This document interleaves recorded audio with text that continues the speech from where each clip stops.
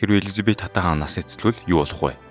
Гэнтэл түүний нас орсон гэх мэдээ дэлхийн нийтийг зочролоо. Тэгвэл Английн эдийн засагт хэрхэн нөлөөлөх вэ? Хаан ширээ хэнд очих вэ? Улс орны харилцаа холбоонд ямар нөлөө үзүүлэх вэ? Operation London Bridge гэж юу вэ? Энэ талаар бүгдээрээ дэлгэрэнгүй сонирхцгаая. 1952 оноос эхлэн Англи улс 2 дугаар Элизабет хатан хааны удирдлагаар оршин тогтнож ирсэн. Тэрээр 1926 оны 4 сарын 21-ний өдөр мэдлэн 2022 оны 9 сарын 8-ны өдөр насан эцэслэлээ. Английн хуулийн дагуу хаан ширээг ханхүү Чарльз өглөө аав нь Operation London Bridge буюу Лондонгийн гүүр ажиллагаа нь ямар утга учиртай вэ гэхээр хатан хааны аав 6 дугаар Жорж насан эцэлэхэд Hyde Park Corner гэх кодыг ашиглаж байсан. Үүнтэй адил хатан хааныг насан эцэлэхэд ашиглах нууц код юм. Хамгийн ихэнд хатан хааны хувийн туслах ерөнхий сайдтай мэдээлэн нийгмийн ажилтнууд Лондонгийн гүр нуран хумлаа хэмээхэд түүний насан эцэслэснийг хүмүүс мэдгээрээ. Түүний насан эцэслсэн мэдээг 15 эрх бүхий засгийн газрууд болон дипломат харилцаат бүхий 36 улсууд мэдээллийг авдаг гэж. Түүний нас барсан өдөр ордны ажилчид гашуудлын хувцас өмсөн Buckingham ордны үүдэнд мэдээлэл гаргаснаар олон нийт түүний насан эцэслсэн мэдээг хүлээн аван гэсэн. Ордны бүх ажилчид зүүн гарандаа хар болтыг зүүн эмгэнэл үзүүлэх ёстой. Тус болт нь 800-ны 25 см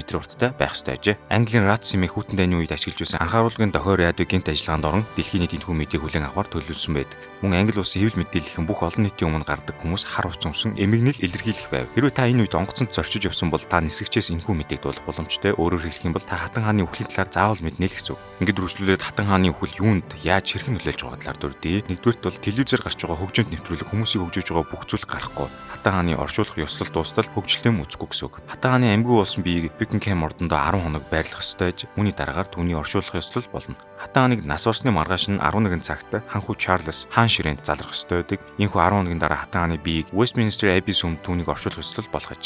Хоёрдугаар Английн хувьцаа хөрөнгийн арилжаа төр зогсонг байдал орж магадгүй. Тус шийдвэр нь Английн эдийн засагт хэдэн тэрбумаар үнэлэгдэх зүйлсүүдийг араасаа дагуулж магадгүй болоод байна. Хэрвээ хатан хаан өөр улс оронд байж байгаад насан эцэлсэн бол юу болох вэ? Хатан хааны гэр бүлийн хувийн онгоц үргэлж бэлэн байдаг. Ямар ч тач хатан хааны цогцыг авчрахаар хөдлөн шинэ хүн засгийн эрхийг гартаа барих болсон тул Англи улсын өөр улсуудтай тогтоосон харилцаа холбоог яаж ч өөрчилж магадгүй. Түүний үхэл улсынхаа эдийн засагт ямар нөлөө үзүүлж байна вэ? Хатан хааныг насан эцэлэх байхад Sterling Pound 1.3 хувиар ханш суларсан. Түүний нас барсны дараагаар дэлхийн нийт шуугин эхлэхэд гинт ханш чангарсан. Мөн инфляцийн өсөлт болон хэмээн эдийн засагч тооцоолоод байна. Хатан хаан 2 дугаар Элизабет бол яах аргагүй тухайн улсын нүүр царай бэлэгдэл бахархал болсон юм а. Тиймээс тэр хүн нас барсан учраас олон хүмүүс гашуудын эмгэнэл илэрхийлэх нь тодорхой. Дан ганц Англи улс гэлтгүй дэлхийн нийтээрээ түүний өгүүлд гашуудан байна. Түүний оршуулах ёслолын үеэр дэлхийн өнцөг булан бүрээс олон хүмүүс Англи улсыг зорих учраас Стерлингийн ханш өссөн хэмээн харж байгаа. Өмнө нь дурдсанчлан эдийн засгийн тэрбумаар яригдах олон асуудлуудтай тулгарч магадгүй юм. Ray News